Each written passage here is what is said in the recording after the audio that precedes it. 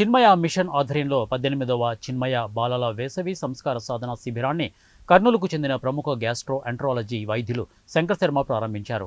నగరంలోని వెంకటరమణ కాలనీలోని చిన్మయ మిషన్లో ఈ కార్యక్రమాన్ని గత 18 సంవత్సరాల నుంచి నిర్వహిస్తున్నారు. ఈ సందర్భంగా డాక్టర్ శంకర్ శర్మ మాట్లాడుతూ చిన్నపిల్లల్లో ఆధ్యాత్మిక ప్రవృత్తిని పెంచేందుకు ఇలాంటి కార్యక్రమాలు ఎంతగానో ఉపయోగపడతాయని తెలిపారు. సనాతన ధర్మాన్ని కాపాడేందుకు కృషి చేస్తున్న చిన్మయ మిషన్ నిర్వాహకులను ఆయన అభినందించారు. సనాతన ధర్మం ఒక మతానికి, వర్గానికి చెందినది కాదని, అందరూ ఆచరించాల్సిన మంచి మార్గాన్ని సూచించేదే సనాతన ధర్మం అని తెలిపారు. బాల్యం నుంచే సనాతన ధర్మాన్ని ఆచరిస్తే వారు భవిష్యత్తులో ఉన్నత స్థాయిలో ఉంటారని అన్నారు. భగవద్గీత విశిష్టతను డాక్టర్ శంకర్ శర్మ చిన్నారులకు తెలియజేశారు. విశ్వం యొక్క రహస్యం భగవద్గీతలో చెప్పబడిందని అన్నారు. భగవద్గీతను చదవడం వల్ల పర్యావరణానికి, తోటి మానవులకు కీడు చేయకుండా ఉంటారని అన్నారు. ఈ కార్యక్రమానికి వచ్చిన చిన్నారులను ముఖ్య అతిథి డాక్టర్ శంకర్ శర్మ ఆశీర్వదించారు. ఈ కార్యక్రమంలో పూజ్య స్వామిని ప్రేమానంద సరస్వతి పాల్గొన్నారు.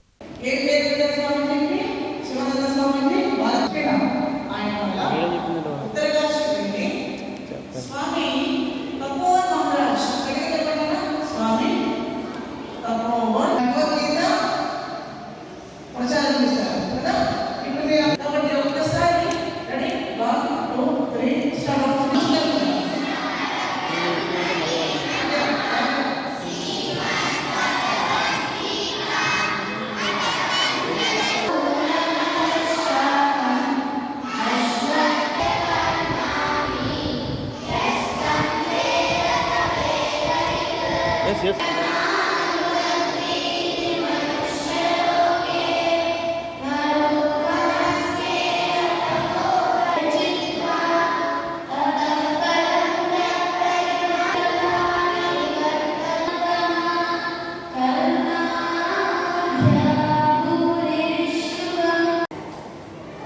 కర్నూలులో అశోక్ నగర్లో ఉండే ఈ చిన్మయ ట్రస్ట్ ఆధ్వర్యంలో జరుగుతున్న 18వ బాలబాలికల వేసవి సంస్కార సాధన శిబిరానికి మాతాజీ గారు పిలవడం వల్ల హాజరై ఆ చిన్నపిల్లల యొక్క ఈ భగవద్గీత శ్లోకాలు ఇటువంటివన్నీ కూడా వినడము నా పూర్వజన్మ సుకృతంగా నేను భావిస్తున్నాను.